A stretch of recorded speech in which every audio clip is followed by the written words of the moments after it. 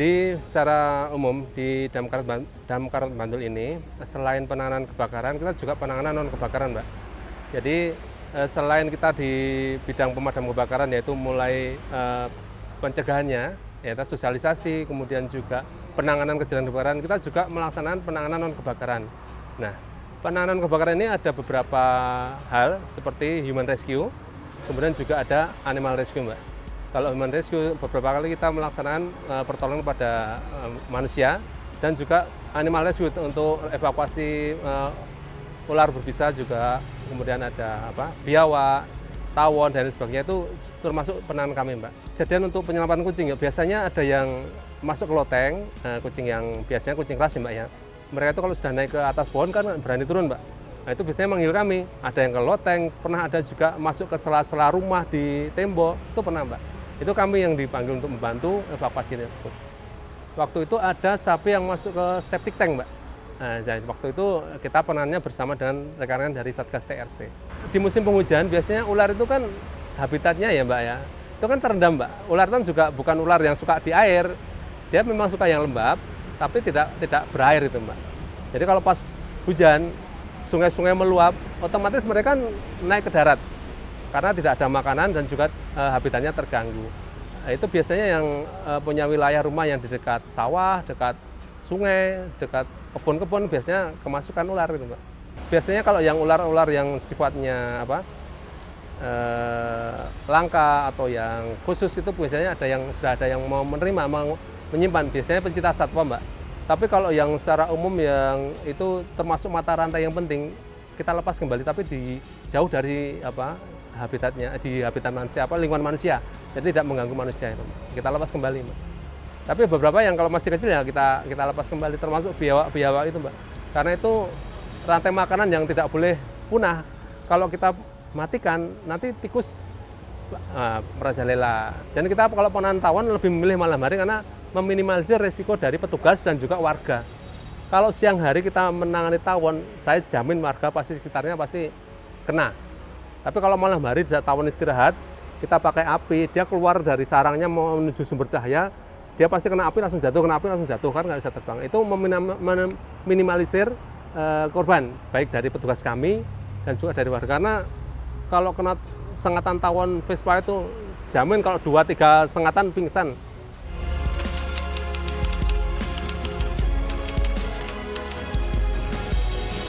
Yang paling ringan saja. Waktu itu pernah teman-teman dimintai tolong oleh warga mengambil kunci yang masuk ke solokan di depan Pasar Bantul.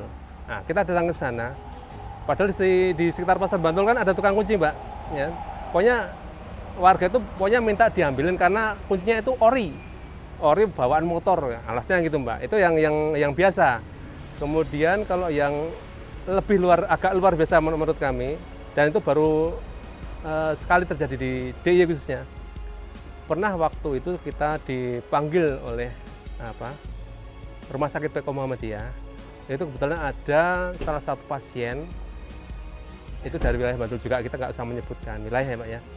Itu karena rumah sakit istilahnya tidak berani atau angkat tangan karena itu ada hal melepas cincin, tapi istilahnya itu di kemaluan.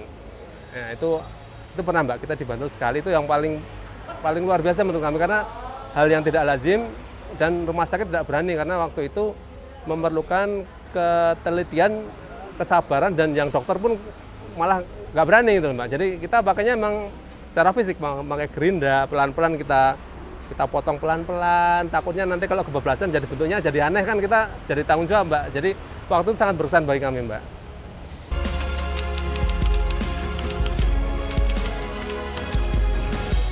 Di Bantul ini karena keluasan wilayahnya sangat lumayan lah, dibilang lumayan, kami masih memiliki kendala terkait dengan pelayanan.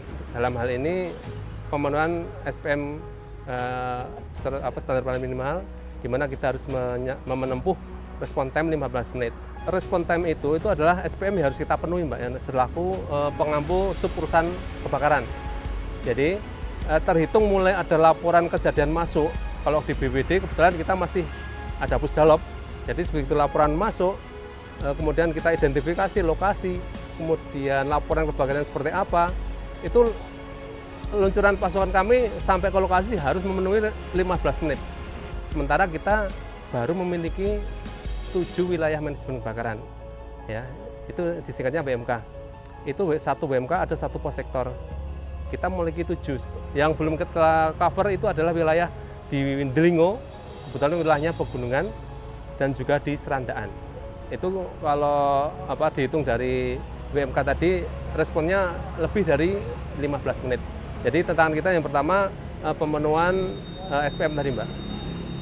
Jadi kedepannya kita harus membangun BMK baru, kemudian juga otomatis dengan adanya BMK baru kita menambah pos, menambah personel, menambah armada, dan itu tidak mudah dan tidak murah, gitu, Mbak. Karena peralatan evakuasi itu tidak ada yang murah karena berkaitan dengan penyelamatan jiwa penolongnya dan juga jiwa yang ditolong. Karena kalau yang menolong tidak selamat, bagaimana yang akan ditolong? Jadi kita harus selamat dulu, baru bisa menyelamatkan orang. Sebagai pemerintah harus memperhatikan keselamatan rakyatnya, Mbak.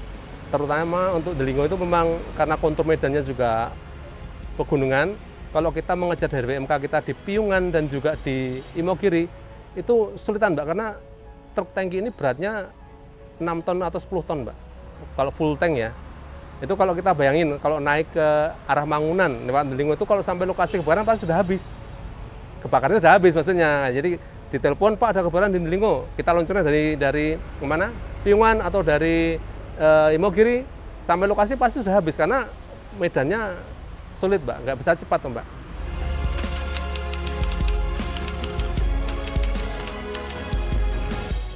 Bantul itu sebenarnya dibilang mulai berkembang, Mbak, ya.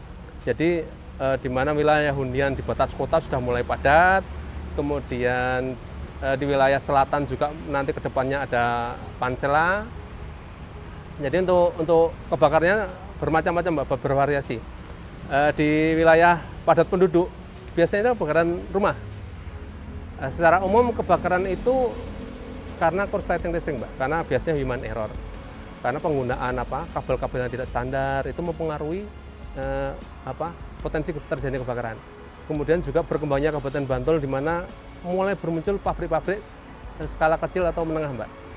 Itu juga kalau tanpa dibekali dengan sarana pemadaman yang memadai dan keterampilan dari pegawainya untuk memadamkan api, itu sangat potensi kebakarannya sangat tinggi. Termasuk kemarin kebakaran pabrik garmen. Kalau di Bantul terkenalnya pabrik BH yang di sebelah barat Masjid Agung itu kan juga karena itu, Mbak, karena kekurangannya sarana prasarana pemadaman yang memadai. Dan juga kedepannya harapan kami pabrik-pabrik atau pemilik pabrik itu berkolaborasi dengan kami melatih petugas-petugasnya agar sigap dalam menangani kebakaran itu. Jadi kepada seluruh pabrik-pabrik yang ada di Bantul harap lebih menguatkan terkait dengan sarana prasarana proteksi kebakarannya, karena lebih baik mencegah daripada mengobati. Itu bahasanya dokter, ya. Kami lebih baik mencegah daripada memadamkan, karena kalau terjadi kebakaran itu kan dampaknya lebih besar, Mbak. Biaya yang kita harus keluarkan untuk membangun kembali lebih besar daripada kita harus menginvestasikan sarana prasarana proteksi kebakaran yang lebih bagus itu, Mbak.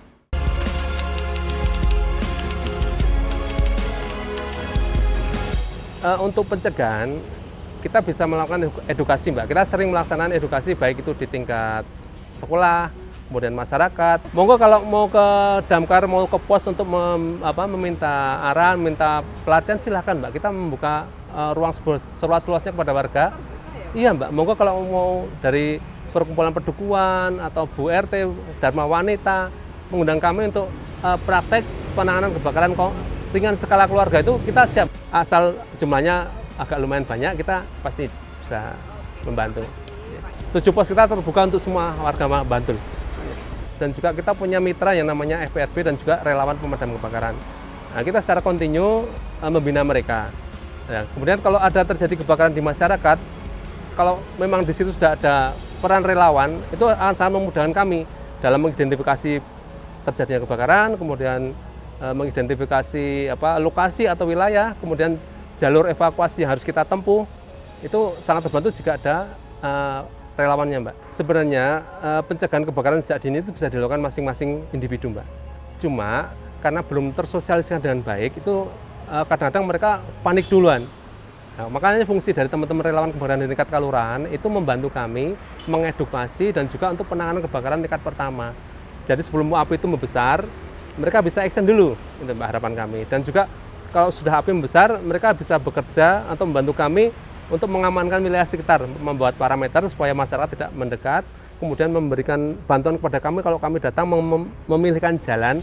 Jangan sampai nanti kami itu bingung sampai di lokasi, karena pernah kejadian kita dicegat oleh masyarakat, diarahkan ke lokasi kebakaran, tapi jalannya bukan jalan yang muat kendaraan kami. Akhirnya mobil kami masuk ke sawah, Mbak.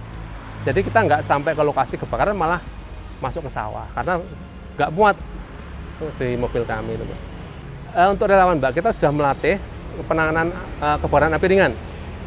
Jadi kebakaran ringan seperti kompor gas itu penanganannya seperti apa sudah kita berikan pelatihan. Jadi jangan panik. Yang pertama, ya jelas sumber gas kita putus dulu, regulator kita lepas. Kemudian kalau api sudah agak besar, kita bisa memadamkan pakai kain yang basah. Itu sudah kita latih, Mbak, untuk relawan, juga untuk masyarakat. Termasuk untuk sekolah-sekolah kita edukasi juga, Mbak.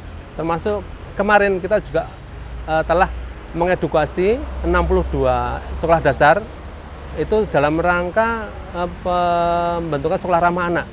Kita bulan Februari kemarin 62 SD, Mbak, kita latih guru-gurunya untuk penanganan kebakaran. Itu untuk mendukung program Pak Bupati, yaitu sekolah ramah anak, dalam rangka membentuk satuan pendidikan aman bencana.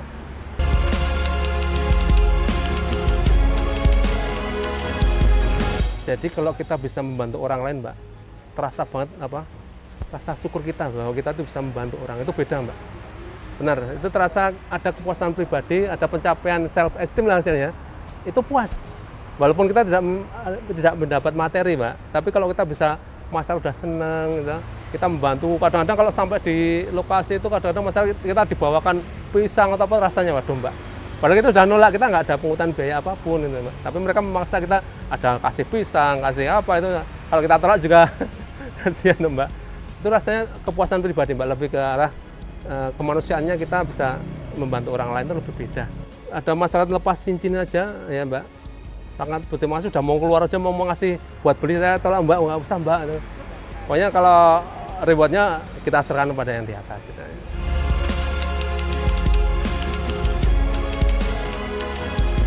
Jadi untuk warga masyarakat Bantul yang terkena musibah atau ada permasalahan terkait satwa, terkait pokoknya apa saja ya, masuk human rescue dan juga animal rescue, kita persilahkan untuk menghubungi kami. Kalau yang dekat dengan pos silahkan ke pos.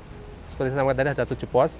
Kalau yang jauh silahkan menghubungi 6462 100 atau sekarang ada hotline 112. Monggo. Kita tegaskan kalau pelayanan di Damkar Kabupaten Bantul tidak dipungut biaya, Mbak. Semuanya free.